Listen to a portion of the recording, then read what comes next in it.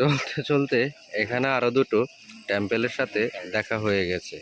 এগুলো সে একই রাজার মূর্তি স্ট্যাচু করা। আর একটা না, এখানে তিনটা টেম্পেল রাখা আছে। আর ঠিক এটার মাঝখানেই হচ্ছে একটা টেম্পেল। আর এটাই হচ্ছে ইগল মাউন্টেন। ইগল মাউন্টেন কেন বলা হয়েছে বুঝতে পেরেছেন নিশ্চয়ই। এই যে সামনের পাহাড়টা, এটা হচ্ছে ইগলের মাথার মতো। দুই পাশে দুইটা পাহাড় ঠিক ইগলের দু ঢানার মতো। এটাকে যদি আপনি আর্টিফিশিয়ালি স্কেচ করেন তাহলে এটা ইগলের মতোই দেখা যাবে। আর মাঝখানে একটা প্যাগোডা।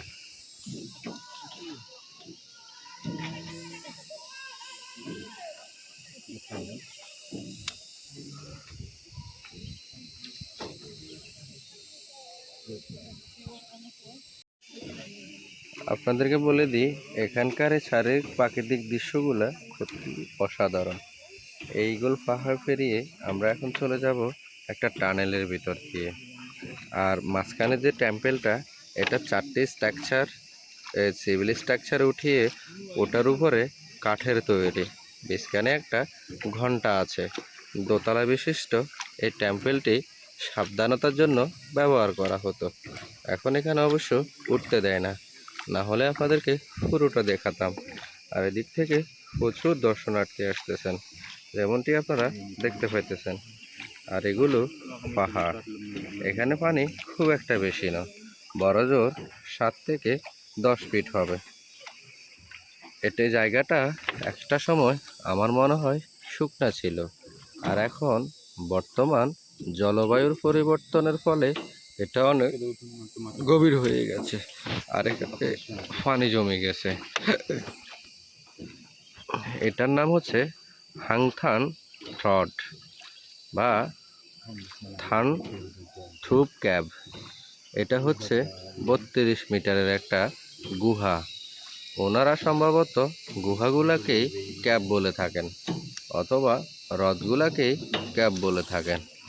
এই যে দেখুন, পানি পড়তে পড়তে কি অবস্থা হয়েছে। এটাকে দেখলে অন্যরকম একটা ফিলিংস আসে। আর এখানটা ঠিক গুহা মাথার সাথে ভেজে গেছে। আমার মনে হয় আমি ঠিক যেমনটা বলেছিলাম, রাজারা তৎকালীন সময়ে 500-1000 বছর আগে এই গুহাগুলা পালানোর জন্য অথবা শর্টকাটের জন্য তৈরি করেছেন। আপনাদের কি মনে হয় দর্শক? কমেন্ট করে অবশ্যই জানাবেন।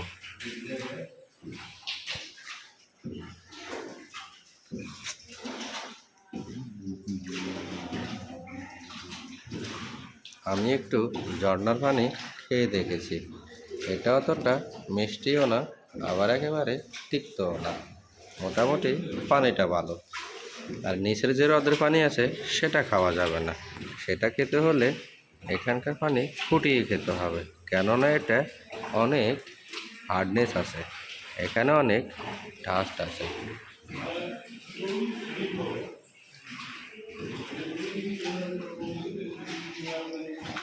আমাদের 32 মিটার এই ক্যাবটা অনেকটাই বড়।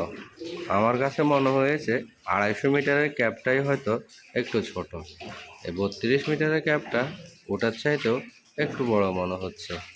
আবার এটার পাশে অনেক জায়গা আছে। 250 মিটারের ওটার পাশে কোনো জায়গা ছিল না, ওটা সম্ভবত 10 ফিটের চওড়া ছিল। আর এটা কম করে 50 ফিট হবে বা তারও বেশি। কোনাগুলো আরও অনেক দূর ছড়িয়ে গিয়েছে। পাথরগুলো এমনভাবে আছে, আপনার যদি সাবধানতা না থাকে মাথা ফেটে যেতে পারে।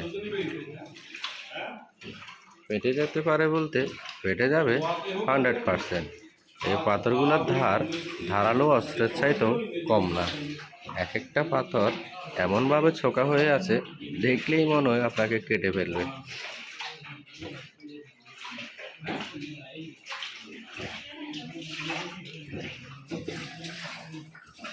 যদিও এখানে ভিডিও করা নিষেধ, তবুও আমি ভিডিওটা লুকিয়ে করে নিচ্ছি, অনেক বুঝিয়ে সুঝিয়ে যে আমি বাংলাদেশ থেকে এসেছি, আমার দর্শকের জন্য আমার এটা চাই।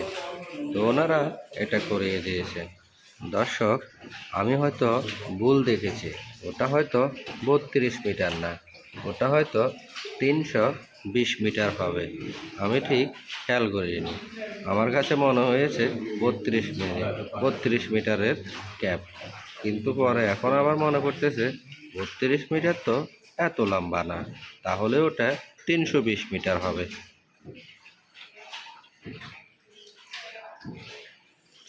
দেখতে দেখতে আমরা ক্যাপটির প্রায় শেষ মাথায় চলে এসেছি। শেষ মাথা বলতে গুহার এক প্রান্ত থেকে অপর প্রান্তে একেবারে দ্বার কাছে। সামনেই জলাধার স্পষ্ট দেখা যাচ্ছে এবং আমরা গুহার শেষ অবধি।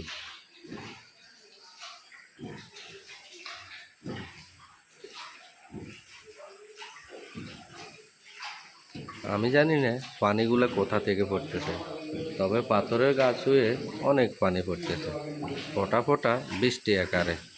আর এই পানিগুলো কিন্তু অনেক বরকত, কারণ হচ্ছে এগুলো এক নাগারে শুধু পড়তেই আছে, এগুলোর কোনো থামাথামি নেই। বৃষ্টি হয়তো হয় আবার বন্ধ হয়ে যায়, কিন্তু এই পানিগুলো এক নাগারে পড়তেই আছে। এখানে বিখ্যাত টম ক্রুজের ওই হলিউড মুভি কিংকংয়ের শুটিং করা হয়েছে। এ হচ্ছে তারই একটা লেক। ওইদিকে কিছু দর্শক যাচ্ছেন, আমাদেরকে এদিকে না নিয়ে বাঁ দিকে নিয়ে যাচ্ছেন। বাঁ দিকে মনে হয় আরেকটা কেভ আছে, জানি না তারা কোথায় নিয়ে যাবেন। তবে আমার মনে হয় এক একজন এক এক রকম কেভ দেখাতে পছন্দ করেন। এখানে ছোট বড় মিলে অনেকগুলা কেভ আছে। এটা হচ্ছে হাংদাই দাই কেভ, 150 মিটার বিশিষ্ট একটা কেভ। আমি আপনাদেরকে নামটা দেখাচ্ছি এবং সেই সাথে এটার দৈর্ঘ্যের সাথে পরিচয় করিয়ে দিচ্ছি। দর্শক, এই হচ্ছে এই কেভের নাম, হাংদাই দাল কেভ, দাই কেভ। তো এটা হচ্ছে 150 মিটার বিশিষ্ট একটা কেভ।